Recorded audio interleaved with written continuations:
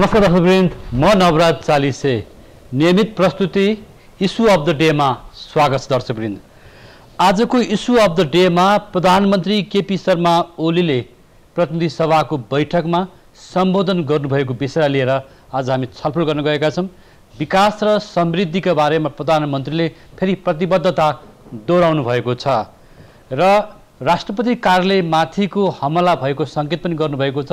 लोकतन्त्रमाथि प्रहार भएको भन्ने कुरा चाहिँ उहाँले उठाउनु भएको छ र प्रधानमन्त्री ओलीले संघीयता व्यवस्थापन गर्नको लागि सबैको सहयोगको अपील गर्नुभएको छ र यसै विषयमा प्रधानमन्त्रीको अभिव्यक्तिलाई लिएर संसद भवन बाहिर सांसदहरूले र संसद भवन भित्र पनि विभिन्न खालको राजनीतिक प्रतिक्रिया व्यक्त गरेका छन्। यस विषयमा अहिले हामीसँग स्टुडियोमा भने नेपाली कांग्रेसका सांसद पूर्व मन्त्री मिनबहादुर विश्वकर्मा अहिले हामीसँग हुनुहुन्छ। मिन विश्वकर्मा र अब हामी यो छलफल गर्नुभन्दा अगाडि संसद भवनमा सांसदहरूले व्यक्त गरेको विचारहरू यहाँहरू समक्ष राख्न गइरहेका छौं।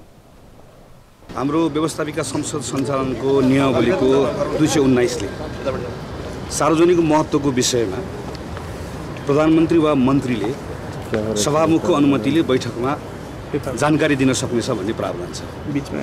त्यही प्रावधानमा टेकेर सम्माननीय प्रधानमन्त्रीले आज जानकारी दिनुभयो। त्यो जानकारी दिइसके पछाडि त्यही 219 को 2 ले के भन्छ भने यसरी दिएको जानकारी माथि सभामुखको अनुमति लिई विषयवस्तुमा केन्द्रित रही प्रश्न सोध्न सकिनेछ र यस्तो प्रश्नको जवाफ दिने दायित्व सम्बन्धित प्रधानमन्त्री वा मन्त्रीको हुनेछ। सम्माननीय सभामुख महोदयले यही धारा टेकेर अनुमति दिएर प्रधानमन्त्रीलाई वक्तव्य दिने त्यही धारा टेकेर हामीले प्रश्न सोध्न माग्दै गर्दा मेरो अनुमति छैन भनेर भन्ने। सम्माननीय सभामुख महोदय एउटा पार्टीको सदस्य हो वा सदनको सभामुख हो। दोस्रो विषय, मैले अनुमति दिएपछि मात्र गर्न पाइन्छ भनेर भन्ने कुरा यदि यो नियमको यसरी व्याख्या गर्ने हो भने त यो संसदभित्र त सभामुखको अनुमति नलिकन बस्न पनि पाइन्न। भोलि हामी बस्न पनि नपाउने गरिकन सभामुख यो नियमको प्रयोग गर्दै जाने हो। तेस्रो कुरा, यो नियम बनाउने बेला हामी सबै प्रश्न थियौँ कि यसरी दिएको वक्तव्यमा यदि सदनभित्र प्रश्न नसोध्ने हो भने सदनमा वक्तव्य दिने कुराको अर्थ रहँदैन भनेरै यसको व्यवस्था गरिएको हो। यदि आज सरकारलाई आफ्नो विषयमा कुरा राख्नु थियो र सदनमा हाम्रो प्रश्नको सामना गर्नु थिएन भने सिंहदरबारबाट यो सबै वक्तव्य दिएको भइहाल्थ्यो। सरकारसँग त्यो व्यवस्था छँदै थियो। सदनमा किन आएको? सदनमा आउने, सबै तोडमोड गरेर तथ्याङ्क राख्ने अनि प्रश्नबाट डराउने अनि सरकारको त्यो डरलाई सभामुखले ढाकछोप गर्न खोज्ने। त्यसैले यो बेलामा सम्माननीय सभामुख महोदयलाई हाम्रो विनम्रतापूर्वक आग्रह छ, यसरी एकपक्षीय ढङ्गबाट सम्माननीय सभामुखबाट व्यवहार नहोस्। मेरो अनुमति छैन भनेर भन्ने यो अधिकारको यसरी दुरुपयोग नहोस्। जहाँसम्म सदनको व्यवस्थापनको कुरा छ, नेपाली कांग्रेस यो विषयका सन्दर्भमा सरकार र सदनको गम्भीरतालाई सधैँभरि बुझ्दै आएको छ। आज पनि हामीले सुरुमा सभामुख महोदयले केही व्यक्तिहरूले मात्र प्रश्न सोध्नुहोस् है भनेर भन्दै गर्दा हामीले जम्मा 5 जना साथीहरूको नाम पठाएका थियौँ। यो सदनको व्यवस्थापनका निम्ति हो। हाम्रो सबै साथी प्रश्न सोध्न चाहनुहुन्थ्यो, तर सदनको व्यवस्थापनका निम्ति सम्माननीय प्रधानमन्त्रीले बोलिसके पछाडि सबै साथीहरूको इच्छा भए पनि 5 जनाले मात्रै बोलेर हामी सदनको सञ्चालनमा मद्दत गर्छौँ भनेर भन्दै तपाईलाई आज प्रश्न सोध्ने मैले अधिकार दिन्न भनेर हुकुमी शैलीबाट सदन चलाउन खोज्ने। यसरी सदन चलाउने कुरालाई नेपाली कांग्रेसले मान्दैन। सदनमाथि हुने अन्यायलाई नेपाली कांग्रेसले मान्दैन।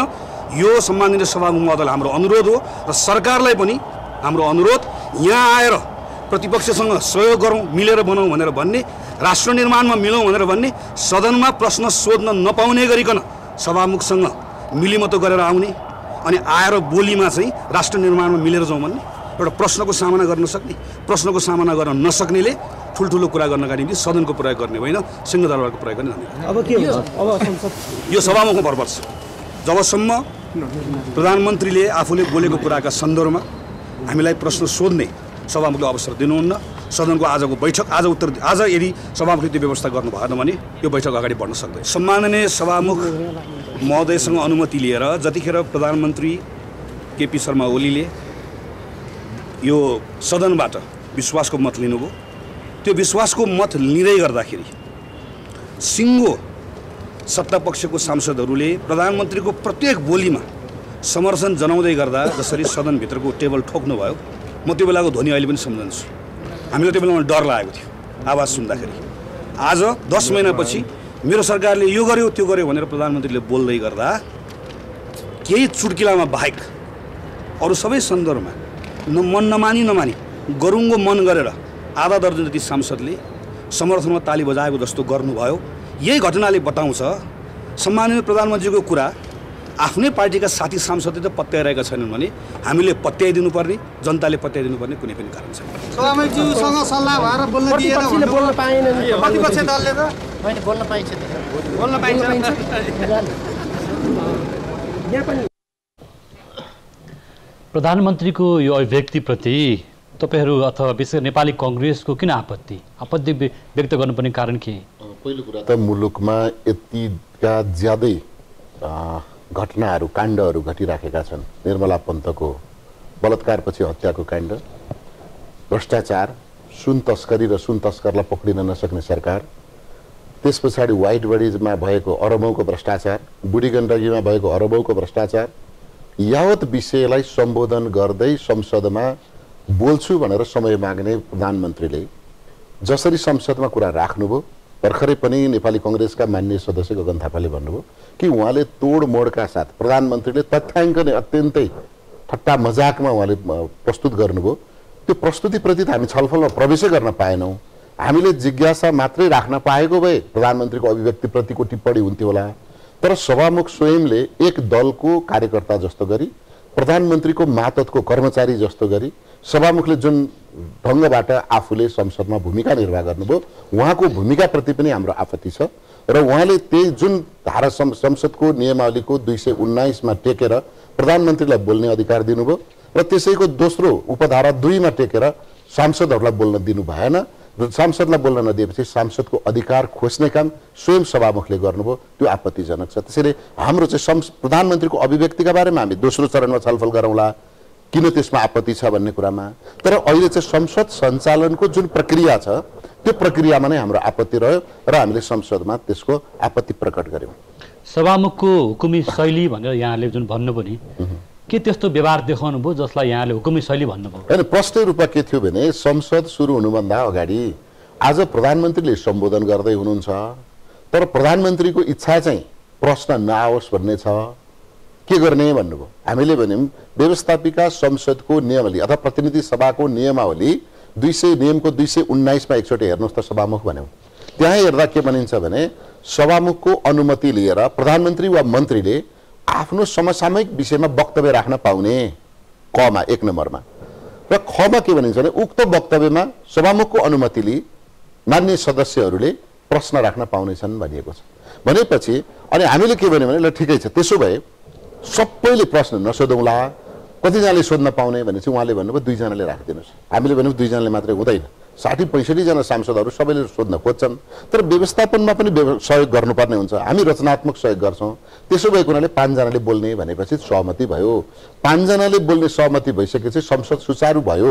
संसद सुचारू भइसकेपछि प्रधानमन्त्रीले त्यही सहमतिका आधारमा त्यही नियम टेकेर उहाँले आफ्नो वक्तव्य झन्डै चाहिँ पौने 2 घण्टाको वक्तव्य राख्नुभयो।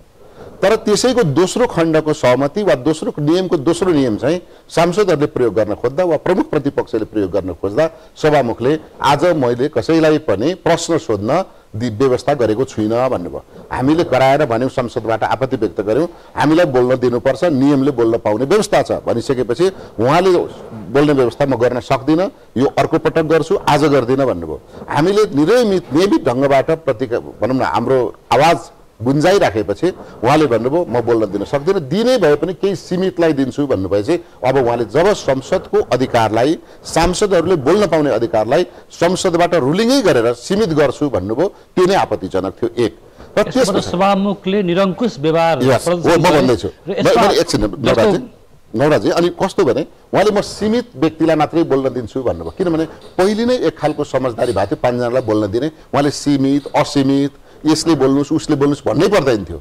जुन प्रमुख प्रतिपक्षसँग संसद सञ्चालन गर्नुभन्दा अगाडि, बैठक सञ्चालन गर्नुभन्दा अगाडि नै सहमति भइसकेको थियो।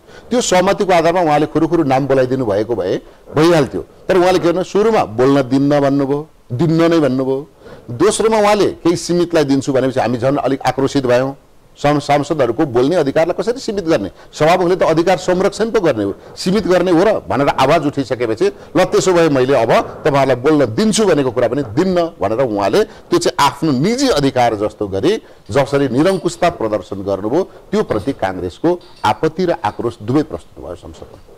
सभामुखले यसरी निरङ्कुश व्यवहार गर्नु पछाडिको कारण के त? जस्तो यहाँले विगतको बैठकमा पनि सभामुखप्रति लक्षित गर्दै आरोप लान्छन लाउँदै आउनुभएको छ कि सभामुख निरङ्कुश हुँदै गयो भनेर। होइन, सभामुख त अहिले हामीले भन्दाखेरि नेपाली कांग्रेस पार्टीले मात्र होइन मुलुकले बुझेको के हो भने नेपालको संविधानले कुनै पनि संवैधानिक निकाय अथवा सभामुख, प्रधानमन्त्री र राष्ट्रपति तीनवटा पदमा हैन, प्रतिनिधि सभाका सभामुख, उपसभामुख, राष्ट्रिय सभाका अध्यक्ष र उपाध्यक्ष, राष्ट्रपति र उपराष्ट्रपति, यो पदहरू चाहिँ एउटै लिङ्ग वा पहिचानका हुने छैनन् र एउटै दलका पनि हुने छैनन् भन्ने छ। सभामुख साझा व्यक्ति हुनुपर्छ भन्ने मान्यता छ। त्यो पनि हो, हैन, साझा त छँदैछ, तथापि त्यहाँ चाहिँ उपसभामुख र उपसभामुख फरक दलका पनि हुनुपर्छ भन्ने छ। उहाँहरू एउटै दलको हुनुहुन्छ, त्यसकारण उहाँ संविधान विपरीत त्यो पदमा आसीन हुनुहुन्छ आजसम्म, अरू सभामुख र उपसभामुख। सायद मलाई लाग्छ उहाँको त्यही आग्रह पूर्वाग्रहका आधारमा उहाँ दिनानुदिन निरङ्कुश बन्दै जाँदै हुनुहुन्छ। स्वाभाविक हिसाबले उहाँको पार्टीको पृष्ठभूमि, उहाँहरूको विगतको गतिविधिका कारणले त उहाँहरू निरङ्कुशता उहाँहरूको पहिचान नै हो। तर संसदमा चाहिँ उहाँले जुन तटस्थता देखाउनु पर्ने हो, एउटा पार्टीको कार्यकर्ता जस्तो नहुनु पर्ने हो, उहाँ संसदमा देखिने गरीको पक्ष र प्रतिपक्षका बीचमा उहाँले विभेद नगर्नु पर्ने हो। आजको संसदमा त्यो उदाङ्गो भयो, उहाँको व्यवहार छर्लङ्ग भयो कि उहाँ संसदमा उहाँ सत्ता पक्षको एक कारिन्दा जस्तो रूपमा प्रस्तुत हुनुभयो, त्यसकारण हाम्रो आपत्ति भयो। जस्तो आज प्रधानमन्त्रीले संसदमा बोल्नुभएको केही कुरा म यहाँहरू समक्ष राख्छु, जसले जुन कुरामा कांग्रेसको आपत्ति किन, एउटा प्रश्न, समृद्ध नेपाल सुखी नेपालीको सपना मैले देखेँ, हामीहरूले देख्यौँ, अपराध हामीले गरेनौँ, सत्ता सञ्चालनको जिम्मा पाएकोले देखेको त्यही भिजन लागू गर्ने प्रयत्न गर्नु मेरो कर्तव्य थियो, मेरो नेतृत्वको सरकारले त्यही गर्दैछ भन्दा कांग्रेसलाई आपत्ति लागेको। उहाँले उहाँको अभिव्यक्तिमा आपत्ति होइन, उहाँको जुन प्रवृत्ति देखिएको छ, उहाँ प्रधानमन्त्री भएका मितिमा पनि मेरो त अझ फरक मान्यता छ। उहाँ प्रधानमन्त्री पनि संविधानको धारा मिचेर प्रधानमन्त्री हुनुभएको छ, हेर्नुहोस् है, असंवैधानिक प्रक्रियाबाट। किनभने नेपालको प्रधानमन्त्री हुनका लागि संसदमा बहुमत प्राप्त दलको संसदीय दलको नेता हुनुपर्छ र त्यो बहुमत देखाएर उहाँ राष्ट्रपति कहाँ जाहेर गर्नुपर्छ। उहाँ प्रधानमन्त्री बन्नुभयो फागुन 3 गते, संसदको शपथ अथवा सांसद भएको शपथ ग्रहण उहाँले फागुन 20 गते लिनुभएको छ। त्यसकारण उहाँ संविधान मिचेर नै प्रधानमन्त्री बन्दै आउनु भएको छ। यो हाम्रो आपत्ति त्यहाँ पनि थियो। आज प्रधानमन्त्री के पनि भन्नु, कार्यालयमाथि हमला गरियो, म भन्दैछु यो चाहिँ लोकतन्त्रमाथिको प्रहार हो पनि भन्नुभएको। उहाँहरूले त लोकतन्त्रमाथिको प्रहार भनेको, लोकतन्त्र भनेको विधिको शासन हो, संवैधानिक सर्वोच्चता हो। संवैधानिक सर्वोच्चता पनि उहाँहरू नमान्ने, विधिको शासन पनि नमान्ने र उहाँहरू संविधान पनि मिच्दै जाने, कानुन पनि मिच्दै जाने। मैले अघि पनि भने त्यसकारण उहाँ स्वयं राष्ट्रपतिको शपथ ग्रहण हेर्नुहोस् न, 4 बजे प्रधान न्यायाधीशलाई बर्खास्त गर्नुहुन्छ र त्यही बर्खास्त प्रधान न्यायाधीशबाट 5 बजे शपथ ग्रहण गर्नुहुन्छ राष्ट्रपति। एक दोस्रो कुरा, अहिलेका सभामुख हेर्नु होला, उहाँले उपराष्ट्रपति कार्यवाहक राष्ट्रपति हुनुहुन्थ्यो, राष्ट्रपति निर्वाचनको मैदानमा हुनुहुन्थ्यो। अहिलेका सभामुखले निर्वाचनमा होमिएको उम्मेदवार राष्ट्रपतिसँग शपथ ग्रहण गर्नुभयो। त्यसकारण उहाँहरू 2/3 दम्बमा अधिनायकवाद लाद्न खोज्दै हुनुहुन्छ, 2/3 दम्बमा निरङ्कुशताको अभ्यास गरिरहनु भएको छ र त्यो अभ्यास नेपाली कांग्रेसले आपत्ति व्यक्त गरेको छ। अर्को कुरा, जब नवराजजीले भन्नुभयो कि यो सरकारले समृद्धि र विकासको नारामा यो प्रधानमन्त्री हिँड्दैछन्, किन कांग्रेसले आपत्ति भएको, किन गुनासो गरेको भनेको त्यो संसदमा ठट्टा मजाको चुटकिलाको रूपमा भन्नुभयो। त्यसैले सम्पूर्ण सांसदहरू हाँसे, किनभने यो सरकार समृद्धितर्फ जाँदैछ कि छैन भनेर हेर्ने हो भने फागुन 3 गते उहाँ प्रधानमन्त्री बन्नुभयो र फागुन महिनाभरिमा 4 पटक पेट्रोलियम पदार्थको मूल्य वृद्धि भयो। पेट्रोलियम पदार्थको मूल्य वृद्धि भनेको सम्पूर्ण उपभोग्य वस्तुको र ढुवानीको मूल्य वृद्धि गर्नु हो, त्यो भनेको बजार भाव सम्पूर्ण ढङ्गले बढ्नु हो। एक दोस्रो कुरा, समृद्धि भनेको लगानीको वातावरण बढ्नु हो। लगानीको वातावरण छ कि छैन भन्नका लागि शेयरको मूल्य, शेयर दर बढ्नुपर्ने हो। शेयरको मूल्य अहिले पनि तल बटममा झरेको छ। र अर्को कुरा, प्रधानमन्त्रीले के भन्नुभएको छ भने विकास र समृद्धिको कुरा गर्दा विपक्षीहरू हाँस्छन्, उडाउँछन्, मजा गर्छन्। के एउटा स्थायी सरकारले एउटा भिजन ल्याउन नपाउने? होइन, भिजन त राम्ररी ल्याउन पाइन्छ। उहाँले त्यसको स्क्रिप्ट लेख्न सक्नुहुन्छ, कथा लेख्न सक्नुहुन्छ, यो मेरो प्रधानमन्त्री कालको कथा हो भन्न सक्नुहुन्छ, मेरो योजना। किनभने कथा कार्यान्वयन गर्नु पर्दैन, तर योजना त कार्यान्वयन गर्नुपर्छ नि त। उहाँले के कार्यान्वयन गर्नुभयो? समृद्धिका लागि के आवश्यक पर्छ? अघि पनि मैले भने समृद्धि जब अगाडि बढ्छ लगानीको वातावरण स्वतः बन्दै जानुपर्छ। नेपालमा लगानीको वातावरण घटेको छ। अहिले नै म भनौँ मुख्य विकासको बजेटमा 9 महिना बितिसक्यो, सरकारले 9 महिना बिताइसक्दाखेरि अथवा हामी असारदेखि नै बजेट भाषणपछि 9 महिना बितिसक्यो, 9 महिना बित्दै गर्दा लगानीको वातावरण जम्मा 12% मात्रै छ भने अब 3 महिनामा कति 88% लगानी हुन्छ? त्यो त सम्भव छैन हैन। 9 महिनामा 12% लगानी हुने अनि अब बाँकी 3 महिनामा चाहिँ 88% लगानी गर्छु भन्दा हामीले कसरी पत्याउने त? हाँस्नु बाहेक अरू केही उपाय छ? अर्को एउटा प्रसङ्ग जाउँ। अहिले मुलुकको राजनीतिमा तातो बहस बनेको वाइड बडी विमान खरिद प्रकरणको जुन प्रतिवेदन बन्दै थन्किँदै फेरि छानबिन समिति बन्दैछ। यसमा बाहिर एउटा टीका टिप्पणी आइरहेको छ बाहिर कि यो जहाज खरिद प्रकरणमा कांग्रेसलाई अथवा अरू पार्टीलाई भाग बढ्न हुँदैछ रे, अथवा त्यो भाग बढ्नमा कांग्रेस पर्दैछ रे। यो त भित्रभित्रै सेटिङमा मिल्छ, यसमा राजनीतिक पार्टीहरूको भाग बढ्न हुन्छ, भाग लगाइदैछ भन्ने कुरा बाहिर आइसकेको छ। वाइड बडी विमान खरिदको कुरा त आज प्रधानमन्त्रीले नै त्यो संसदमा बोल्न चाहनु भएन। उहाँले राखेका मुख्य विषयमा त्यो पनि सम्बोधन हुन्छ भन्ने मैले सुनेको थिएँ। निर्मला पन्तको बलात्कारपछि हत्याकाण्डमा के हुँदैछ त्यो बारेमा प्रधानमन्त्रीले सम्बोधन गर्नुहुन्छ भनेको सुनेको थिएँ। मूल्य वृद्धिका बारेमा सम्बोधन गर्नुहुन्छ अरे भनेको सुनेको थिएँ। एसिया पेसिफिक समिट र चाहिँ धर्म परिवर्तन गराएको अभियोगका बारेमा उहाँले संसदमा जानकारी गर्नुहुन्छ अरे भनेको सुनेको थिएँ। वाइड बडी भ्रष्टाचार काण्डमा त्यसलाई पनि सम्बोधन गर्नुहुन्छ अरे भनेको सुनेको थिएँ। तर उहाँको चलाखीपूर्ण संसदको प्रस्तुतिमा यसरी त्यसलाई झुक्क्याउनु भयो र छक्क्याउनु भयो, ओझेलमा पार्नुभयो कि वाइड बडीमा उहाँ प्रवेशै गर्न चाहनु भएन। र जहाँसम्म नवराजीले भन्ने जस्तो कुरा छ कि यो भ्रष्टाचार हो भन्ने कुरामा महालेखा नियन्त्रण कार्यालयले पनि भन्यो, संसदको समिति उपसमितिले पनि भन्यो, लेखा समितिहरूले पनि भनिसक्यो, सम्पूर्ण बुद्धिजीवी र सञ्चारकर्मी र यो क्षेत्रका विज्ञहरूले भनिसके। अब आम रूपमा अन्तर्राष्ट्रिय स्तरमा पनि यो चाहिँ भ्रष्टाचार हो भनेर स्वयं सत्तारूढ दलका सांसदहरूले समेत पनि यसलाई प्रचारबाजी गरिसक्नु भएको छ। यो भ्रष्टाचार हो र यो भ्रष्टाचारको मैले भने कुनै दल हुँदैन, भ्रष्टाचारको कुनै जात हुँदैन, भ्रष्टाचारको कुनै धर्म हुँदैन, यो अपराध हो। यो अपराधमा नेपाली कांग्रेसकै पनि कुनै सांसदहरू, नेपाली कांग्रेसका पूर्व मन्त्रीहरू वा नेपाली कांग्रेसका कुनै पनि व्यक्तिहरू यसमा संलग्न रहेछन् भने सबैलाई हुने सरहको कडा कारबाही उनीहरूलाई पनि हुनुपर्छ। कांग्रेसको प्रकरणमा अख्तियारको एक किसिमको प्रतिवेदन बाहिर आइसकेपछि फेरि सरकारले आफ्नो छानबिन समिति बनाएको छ।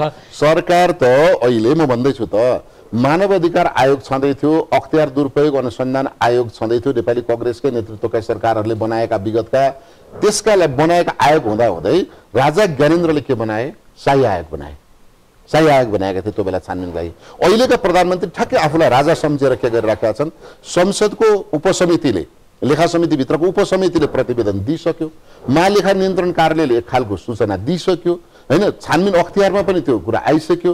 अब प्रधानमन्त्री के गर्दै हुनुहुन्छ भने अर्को एउटा ढाकछोप गर्नका लागि सरकारद्वारा नियन्त्रित एउटा सानो आयोग बनाएर त्यो आयोगको प्रतिवेदनमा टेकेर अगाडि बढ्न खोज्दै हुनुहुन्छ। र अर्को पनि आपत्तिजनक यहाँनिर एउटा प्रश्न सोध्दैछु, यसमा तपाईहरुको भागबण्डा हुन्छ, यसमा राजनीतिक भागबण्डा हुन्छ, यो कुरा मिलाइन्छ? यो भ्रम वाइड बडी जुन आइरहेछ खरिद प्रकरणमा आइरहेछ, विमान खरिद प्रकरणमा, यसमा चाहिँ नेपाल वायु सेवा निगमको जुन खालको आइरहेको छ, यसमा कांग्रेसको पनि आफ्नो भाग आउँछ? मैले भनिसके भाग होइन, सुन्नु म भन्दैछु यो भाग लाउने विषय पनि होइन, यो अपराध हो। अपराध भाग लाग्दैन हैन, यो भ्रष्टाचार अपराध हो। नेपाली कांग्रेसकै विगतको सरकारले भ्रष्टाचार शून्य बनाउनका लागि नै अख्तियार दुरुपयोग अनुसन्धान आयोग बनाएको हो, राष्ट्रिय सतर्कता केन्द्र बनाएको हो। तर अहिले प्रधानमन्त्री के गर्दैछन्? राष्ट्रिय सतर्कता केन्द्र आफ्नो मातहतमा राख्दैछन्, महालेखा नियन्त्रण कार्यालय आफ्नो मातहतमा राख्न खोज्दैछन् र यस्ता अनुसन्धान गर्ने निकायहरू र स्वतन्त्र रूपले काम गर्नुपर्ने निकायहरू आफ्नो मातहतमा राख्न खोज्दैछन्। त्यसकारण प्रधानमन्त्री स्वयं भ्रष्टाचारलाई न्यूनीकरण अथवा शून्यतर्फ लैजाने अथवा शून्य सहनशीलताको सिद्धान्त अपनाउँछु भन्ने प्रधानमन्त्री सबै भ्रष्टाचार अनुगमन गर्ने निकाय जति आफ्नै मातहतमा लिएर तिनीहरूलाई चाहिँ निष्क्रिय बनाउँदै जाँदै हुनुहुन्छ। त्यसकारण प्रधानमन्त्री अहिले भ्रष्टाचार प्रवर्धन गर्ने मुख्य व्यक्तिमा हुनुहुन्छ। र अघि यहाँले भने जस्तो कता कता वाइड बडीमा कांग्रेसको मिलमत हुँदैन, हुन्छ कि हुँदैन? भित्री रूपमा सुन्नु सुन्नु, माथिल्लो तहमा वाइड बडीमा मात्रै होइन, एउटा कुरा आएको राजदूत नियुक्ति प्रकरणमा कांग्रेसको केही मिलमत भयो, सेटिङ भयो भन्ने कुरा पनि आएको। सुन्नु, नियुक्तिका कुरा भनेको त्यो कार्य हो, अपराध होइन। जस्तो कुनै कार्य त्यसमा पनि राजदूतमा कुनै नेपाली कांग्रेसको तर्फबाट पार्टीको आधिकारिक तर्फबाट राजदूत नियुक्ति भयो भन्ने कुरा गलत हो है, त्यो हुँदै होइन। तर मेरो भनाइ के भने कोही प्रोफेसर नियुक्ति हुने कुरा, कोही डिन नियुक्ति हुने कुरा, कहीँ रजिस्ट्रार बनाउने कुरामा कोही काङ्ग्रेसमा आस्था राख्ने व्यक्तिहरू बन्नुभयो होला, उहाँहरूका लागि शुभकामना छ र जसले नियुक्ति गर्यो उहाँलाई धन्यवाद छ। तर नियुक्ति र भ्रष्टाचार त एउटै विषय होइन नि त। प्रहरीमा एउटा प्रहरी नियुक्ति गर्नु र मान्छे पार्नु एउटै हो त, होइन नि त। त्यसकारण अहिले जुन वाइड बडी काण्डमा, वाइड बडी विमान खरिद काण्डमा यो सरकारले अरबौंको भ्रष्टाचार गरेको भन्ने कुरा बाहिर आएको छ, त्यसको पृष्ठभूमिमा, त्यसको भित्र पेटबोलीमा, त्यसको भित्र वातावरण बनाउने कुरामा समेत पनि कोही कांग्रेसका संलग्न कोही सांसद वा मन्त्री रहेछन् भने तिनको पनि खोजी गरेर कारबाही गर्नुपर्छ।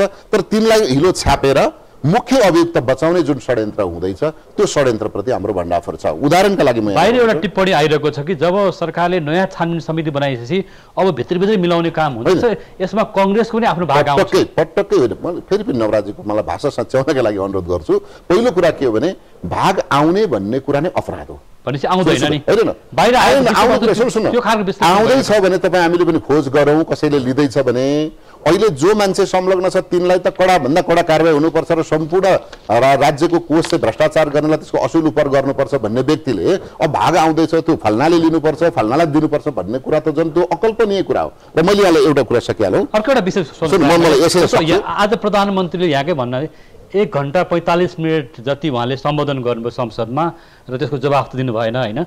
तर यो सम्बोधनमा तपाईँहरूको कुन बुदामा आपत्ति? होइन, कुन बुदामा होइन, उहाँको जुन प्रस्तुति छ प्रस्तुतिमै हाम्रो चाहिँ आपत्ति हो। किनभने उहाँले यति निकृष्ट शब्दहरू जस्तो दरिद्र प्रश्नहरू, रङ्गी बिरङ्गी प्रश्नहरू, कुराका तोडमोडहरू भनेर उहाँले संसदका सम्पूर्ण मान्य सदस्यहरूलाई चाहिँ यिनी केही पनि नजान्नेहरू हुन्, यिनीसँग केही पनि शक्ति छैन, यिनीहरूप्रति जवाफदेही हुनु पर्दैन भनेर जुन उहाँले प्रस्तुतिको शैली गर्नुभयो त्यसमा पनि मेरो आपत्ति छ, हाम्रो आपत्ति छ। एक दोस्रो कुरा उहाँले के भने लोकतन्त्रमाथिको आक्रमण हो भन्नुभएको छ। लोकतन्त्रको संरक्षण र सम्वर्धन गर्नका लागि महत्त्वपूर्ण दुईटा विषय हो। एउटा चाहिँ विधिको शासन हो, रुल अफ ल, र दोस्रो कुरा के हो भने पारदर्शिता र जवाफदेहिता। अहिलेको वाइड बडी खरिदमा पारदर्शितामा उहाँ किन बोल्न चाहनु भएन? उहाँ कुरा लुकाएर जानुभयो। एक अर्को कुरा संसदमा प्रश्न आउँछ भनेर जवाफदेहिताबाट भागेर जानुभयो। त्यसकारण प्रधानमन्त्री आफू चाहिँ पारदर्शिता पनि हुनु नपर्ने, जवाफदेही पनि हुनु नपर्ने, विधिको शासन पनि मान्नु नपर्ने, अनि एउटा गाउँघरमा गएर जात्रामा बोले जस्तो गरेर प्रधानमन्त्री बोलेर भाग्ने, अनि त्यसमा कांग्रेसले गरेको आपत्तिमाथि चाहिँ प्रश्न उठाउने हो भने प्रधानमन्त्री गैर जिम्मेवार हुनुहुन्छ, प्रधानमन्त्री अपारदर्शी हुनुहुन्छ। प्रधानमन्त्री भागेको आधार के त? तपाईँले सुन्नु नै भन्नुभयो त। सुरुमै सभामुखलाई के भन्नुभएछ भने म आउँछु, प्रस्तुत गर्छु, तर म जवाफ दिन्न, तपाईँले मिलाउनुपर्छ। यो भनेको के त? भनेपछि उहाँले सभामुख स्वयंलाई पनि आफ्नो मातहतको कर्मचारी जस्तो गरी उहाँले निर्देशन गर्नुभयो र अन्तिममा 15 मिनटका लागि स्थगित गर्नुभएको सभामुखले केका लागि? प्रधानमन्त्री 15 मिनट सरसल्लाहका लागि बस्नुहुन्छ र प्रमुख प्रतिपक्षसँग सल्लाह गरेपछि फेरि संसद सुचारू रूपले गरौँ भन्नलाई हो। तर उहाँ त सुरु हिँड्दिनु भयो। तपाईँ हामीले भिजुअल पनि हेऱ्यौँ, भिजुअलमा के देख्यो? बोल्न पाउनुपर्छ भने प्रतिपक्षको आवाजलाई तपाईँ के भन्नुहुन्छ भन्नुभयो? बोल्न पाउनुपर्छ भन्दै हिँड्नुभयो नि त, हामीले सुन्यौँ नि त। अहिले त बोल्न पाउनुपर्छ भन्नुभयो, तर उहाँ चाहिँ गाडी चढेर हिँडिदिनु भयो। त्यसकारण प्रधानमन्त्री यी हरेक मुख्य घटनाहरू काण्डहरूबाट उहाँ तर्किन खोज्नुहुन्छ, उहाँ भाग्न चाहनुहुन्छ। तर मलाई विश्वास छ उहाँ जनताबाट भाग्न सक्नुहुन्न, उहाँ संसदबाट भाग्न सक्नुहुन्न। यदि उहाँसँग चाहिँ त्यो दम छैन भने, सांसदहरूका अगाडि उभिएर स्पष्टीकरण दिन सक्ने हिम्मत छैन भने उहाँले पदबाट हटे हुन्छ। भ्रष्टाचारको विषयमा हामीले कुरा गर्दा विगतमा पनि आयल निगमभित्र प्रशस्त भ्रष्टाचार भएको हो, धेरैवटा प्रतिवेदन बनेकै हो, कारबाही गरेको अख्तियारले पनि, होइन? यसमा त यहाँहरूको पालामा पनि भएको हो। होइन, मैले भने भ्रष्टाचार कसका पालामा हुँदैन। मैले अघि भने सुरुमै भने भ्रष्टाचार अपराध हो। जसरी विभेद, होइन, सामाजिक विभेद, लैङ्गिक विभेद सामाजिक अपराध हो, त्यसै गरी भ्रष्टाचार यो आर्थिक अपराध हो, राज्य विरुद्धको अपराध हो। यो अपराधमा अपराध त न्यूनीकरण हुन्छ, अपराध शून्य हुँदैन, अपराध कहीँ न कहीँ हुन्छ। यो न्यूनीकरण गर्ने क्रममा नेपाली कांग्रेसकै पार्टी सरकार भएको बेला, तत्कालीन अवस्थामा अहिलेका सम्मान्य सभापति शेरबहादुर देउवा भएकै बेला उहाँले अख्तियार दुरुपयोग अनुसन्धान आयोगको बिल पास गरेर यो भ्रष्टाचार न्यूनीकरण गर्न, शून्य गर्नका लागि उहाँले आयोग बनाउनु भयो। मानवाधिकार बनाउनका लागि नेपाली कांग्रेसकै पालामा गिरिजाप्रसाद कोइराला हुँदा मानवाधिकार आयोग बनाउनु भयो। कांग्रेस भ्रष्टाचार नियन्त्रण गर्नका लागि, कांग्रेस मानवाधिकारको बहाली गर्नका लागि त कांग्रेस जहिले पनि तत्पर छ। तर भ्रष्टाचार कसका पालामा हुन्छ? अपराध त हिजो पनि, बलात्कार हिजो पनि हुन्थ्यो। सुन्नु न, सकिहाल्छु। बलात्कार हिजो पनि हुन्थ्यो। नवराजी सुन्नु, म सक्दिनँ। बलात्कार राजाका पालामा नि हुन्थ्यो बलात्कार, प्रजातन्त्र आएपछि पनि भयो, अहिले पनि भइरहेछ। तर त्यति बेलाका बलात्कारीहरू हत्याराहरू सबै पक्राउ पर्थे भन्ने पनि होइन। तर पक्राउ गर्ने प्रयत्न गरिन्थ्यो कि गरिँदैनथ्यो भन्दा राज्यद्वारा नै अभियुक्तहरू लुकाउने काम पञ्चायतमा नमिता सुमिता हत्याकाण्डमा भएको थियो भने अहिले निर्मला पन्त हत्याकाण्डमा राज्यले आफैले प्रमाणहरू लुकाउने, आफैले अभियुक्त भगाउने, आफैले अभियुक्त लुकाउने र जेलमा बसेका अभियुक्तहरूलाई चाहिँ नक्कली अभियुक्त लगेर चाहिँ यातना दिने काम गरेको छ। यो अत्यन्त गम्भीर अपराध सरकार गरिरहेको छ। व्हाइट बडीको प्रकरण किन संसदमा आज उठेन होला, के लाग्छ यहाँलाई अन्तिम? होइन, उहाँ के हुनुहुन्थ्यो भने प्रधानमन्त्री कता कता मलाई लाग्छ आफै त्यसको संलग्नतामा प्रधानमन्त्री हुनुहुन्छ। उहाँले जवाफ दिँदाखेरि फेरि काहीँ न काहीँ मिस्टेक होला भनेर उहाँले आज त्यो विषय प्रवेशै नगर्नुभएको हुनसक्छ, मलाई चाहिँ त्यस्तो लाग्छ। व्हाइट बडी यहाँहरूकै संयोजकत्वमा अध्ययन भएको थियो होइन? होइन, हाम्रो संयोजकत्वमा होइन, त्यो पार्टीगत समिति नेपाली कांग्रेसले बनाएको समिति होइन, संसदले बनाएको समितिमा कुन पार्टीका कुन सांसद थिए भनेर हिसाब गरिन्न, त्यसमा सत्य तथ्य कस्तो थियो भनेर गरिन्छ। यदि राजनीतिक आग्रह पूर्वाग्रहका आधारमा संसदको प्रतिवेदन जाने, सभामुखले राजनीतिक आग्रह पूर्वाग्रहका आधारमा संसद सञ्चालन गर्ने हो भने त संसदको मर्यादा, संसदको गरिमा, संसदको निष्पक्षता, संसदको जुन मूल्य मान्यता छ त्यो नै भङ्ग भएर जान्छ। त्यसले सिङ्गो व्यवस्थालाई आक्रमण गर्न सक्छ। त्यसकारण हामी त्यतातर्फ प्रवेश गर्दैनौँ। अन्त्यमा अब कांग्रेसको संसदमा उपस्थिति कस्तो रहन्छ, के अपेक्षा राखौँ? होइन, कांग्रेस विधिको शासन स्थापित गर्नका लागि नै सशस्त्र विद्रोहमा समेत पनि होमिएको पार्टी हो। त्यसैले हामी विधिको शासन कायम गर्नका लागि, हामी संवैधानिक र संसदीय सर्वोच्चता स्थापित गर्नका लागि नेपाली कांग्रेसले शान्तिपूर्ण ढङ्गबाट, मर्यादित ढङ्गबाट र सभामुखलाई, प्रधानमन्त्रीलाई र राज्यका सबै अङ्गलाई ठिक तरिकाले चल्नका लागि हामी आग्रह गर्छौँ, रचनात्मक सहयोग गर्छौँ। तर यदि उहाँहरू निरङ्कुश तानाशाही र अधिनायकवादी पद्धतिबाट अगाडि बढ्नुभयो भने कांग्रेस आफ्नो सम्पूर्ण शक्ति खर्च गरेर जनभावना अनुरूप संसदमा प्रस्तुत हुन्छ, सडकमा प्रस्तुत हुन्छ र जनताका बीचमा उभिन्छ। धन्यवाद। धन्यवाद। दर्शकवृन्द, संसदमा प्रधानमन्त्री केपी शर्मा ओलीले प्रस्तुत गर्नुभएको सम्बोधन प्रति प्रमुख प्रतिपक्षी दल नेपाली कांग्रेसले आपत्ति जनाएको छ र संसदमा बोल्न दिएन भनेर सभामुखप्रति पनि गहिरो आपत्ति कांग्रेस सांसदले व्यक्त गरेका छन् र प्रधानमन्त्रीले प्रस्तुत गर्नुभएको विषयप्रति सांसदहरूले जवाफ माग्न खोज्दा पनि जवाफ दिएन र दिएको छैन र प्रधानमन्त्री जवाफ नदिइकनै संसदबाट बाहिर निस्कनु भएको विषयलाई लिएर प्रमुख प्रतिपक्षी दलका सांसदहरू निकै आक्रोशित बनेको हामीले पनि देख्यौँ र अहिले प्रमुख प्रतिपक्षी दल र सत्तारूढ दल बीचको एउटा दूरी झन् बढेर गएको छ। मुलुकमा यतिखेर निकासको बाटो अझ देखिएको छैन र भ्रष्टाचार संस्थागत भयो भन्ने नै विभिन्न कोणहरूबाट आशंकाहरू व्यक्त भइरहेको छ। आज हामीले संसदमा भएको यो अवस्थालाई इस्यु अफ द डेमा प्रस्तुत गऱ्यौँ। आजका हामीसँग स्टुडियोमा अतिथि हुनुहुन्थ्यो कांग्रेस सांसद नेता मीन विश्वकर्मा, यहाँले समय दिनुभयो, यसप्रति धन्यवाद। दर्शकवृन्द, आजको इस्यु अफ द डे को समय पूरा भएको छ। आजको विषय रहेको छ प्रधानमन्त्री केपी शर्मा ओलीले संसदमा प्रस्तुत गर्नुभएको आफ्नो वक्तव्य। यो वक्तव्यको विषय लिएर प्रमुख दल नेपाली कांग्रेसले आपत्ति जनाएको छ। यसको जवाफ खोजिरहेको संसदमा, तर सभामुखले जवाफ दिने पनि मौका एउटा मौका दिनु भएन, प्रश्न सोध्ने मौका पनि सभामुखले दिनु भएन भन्ने कांग्रेस सांसदहरूको आपत्ति रहेको छ। यही विषयवस्तु आजको इस्यु अफ द डेमा हामीले प्रस्तुत गऱ्यौँ। आजको इस्यु अफ द डे को समय पूरा भएको छ। हामी सबै बिदा माग्छौँ। नमस्कार।